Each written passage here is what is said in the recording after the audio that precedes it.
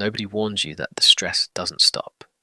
They show you the number, the milestone, the screenshot of the account crossing something significant. They show you the person who made it, and they say, look what's possible, look where you could be. They don't show you what that person looks like at 2 a.m.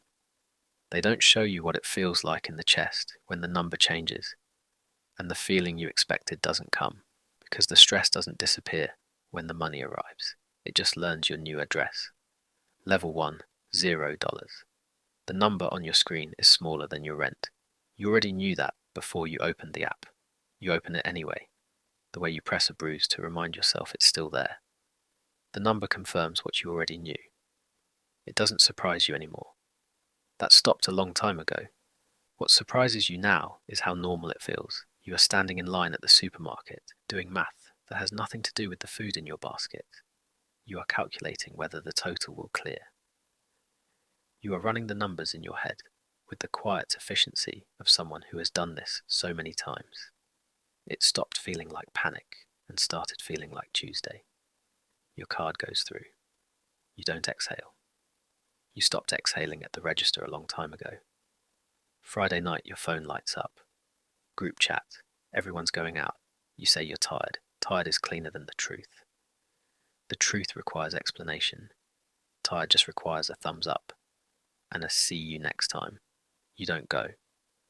You eat at home and watch something you've already seen and tell yourself this is fine. This is temporary. This is just where you are right now, not where you're going. The stress at 0 is not about the money. It's about the math. The math that runs in the background of every decision, every invitation, every moment where someone asks you to do something that costs what you don't have. The math never stops. It is the first thing you think about in the morning and the last thing you think about before you sleep. And the thing that wakes you at 3 a.m. for no reason, except that your brain hasn't found a way to solve it yet. You are not broke because you made bad decisions. You are broke because the math hasn't worked out yet. You keep telling yourself that. You almost believe it. Level 2. $1,000. You did it quietly. No celebration, no announcement. You moved money in small amounts over months that felt like years. And one Tuesday morning, the account crossed $1,000 and stayed there. You checked it 3 times. Not because you didn't believe it, because you needed to make sure it wasn't a mistake, a delayed charge, a number that would correct itself overnight and put you back where you started. It didn't correct.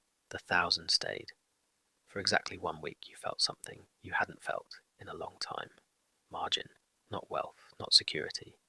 Just the smallest possible distance between you and the edge. 1 flat tire and you'd be back at 0.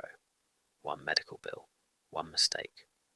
But right now, in this specific week, you were not standing directly on the edge. You were 1 step back from it. That step felt enormous. Then your phone bill processes. Then the rent comes out. Then a subscription you forgot about. Then another. You watch the number fall. $847. Then $612. Then $489.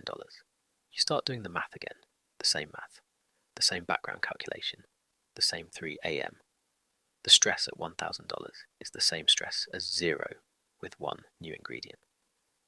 Now you know what it felt like to have a little, and losing a little feels worse than never having it. Level 3. $10,000. 5 figures. You close the app and open it again. The number doesn't change. You close it again and sit with that for a moment in a way that probably looks strange if anyone is watching. Nobody is watching. You did this alone. No one helped you get here. No one knows you're here. You didn't tell anyone, because money at this level is strange to talk about, too much to admit to the people who are still at 0, not enough to mean anything to the people who are further ahead. So you sit with it alone, and for 3 days the stress goes quiet. The background math stops running. The 3 a.m. doesn't come. You sleep in a way you haven't slept in years. Not well, exactly, but without the specific weight that usually sits on your chest when you close your eyes. 3 days. Then a new thought arrives. It doesn't announce itself. It doesn't feel like fear at first. It feels like a question. What if something happens to it? Not a specific something, not a rational threat. Just the sudden awareness that you have something now, something that exists, something that can be lost.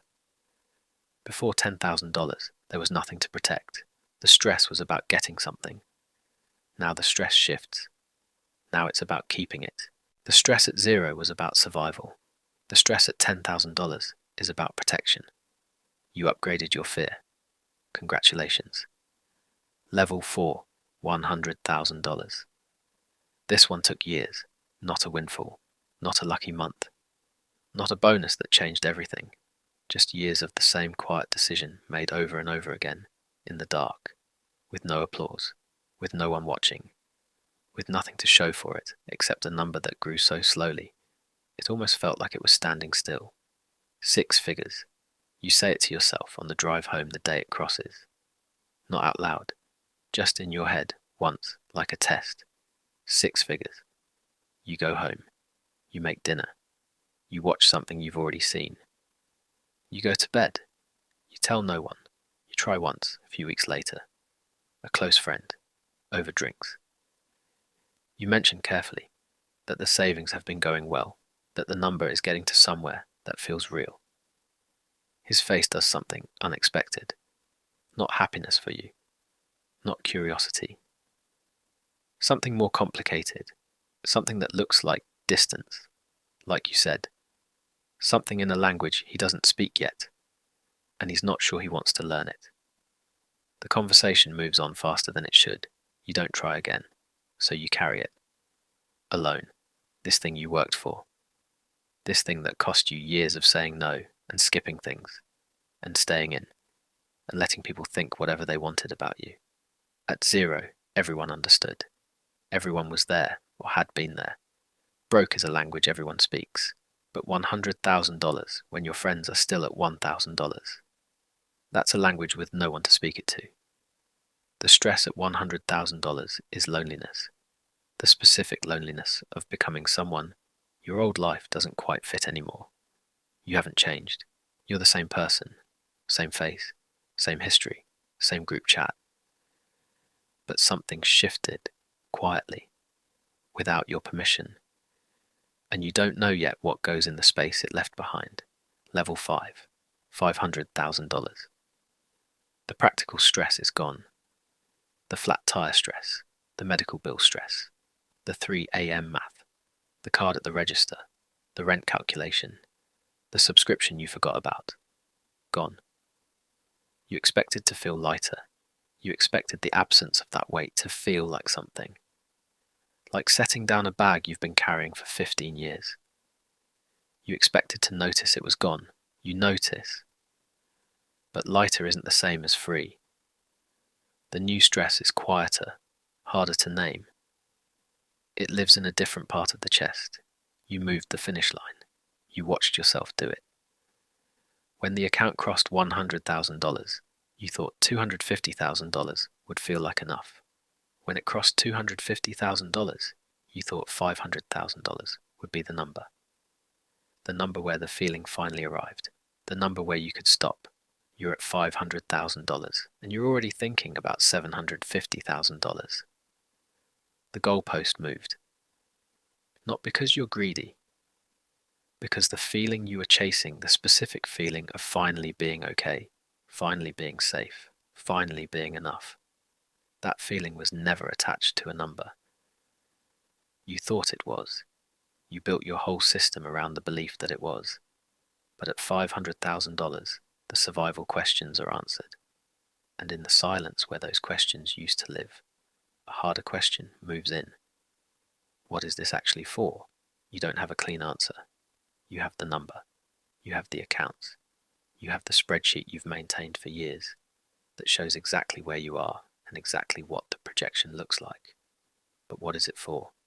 The question sits there, patient, unhurried, more unsettling than any bill you ever couldn't pay. Level 6, $1 million. You thought you'd feel different. Everyone thinks they'll feel different. The morning it crosses, and it crosses on a Tuesday, Because of course it does. These things never happen on dramatic days.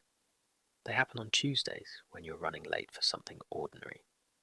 You open the app, and the number is there, and you wait. You wait for the feeling. It comes, briefly. A quiet wave of something that is real and earned and significant. Something that acknowledges what it cost to get here, the years, the 3 a.m. The conversations you didn't have, the things you didn't buy, the version of yourself that sat in the supermarket line doing math and told himself this is temporary. This is just where I am right now, not where I'm going. You were right. It was temporary. And then the wave passes, and it's still Tuesday. The coffee is the same temperature. The commute is the same length. The meeting you have at 10 a.m. is exactly what it always was. You are a millionaire on a Tuesday, and nobody in your life knows, and the day proceeds exactly as scheduled. Here is the stress nobody warned you about. The stress of realizing the number was never the destination.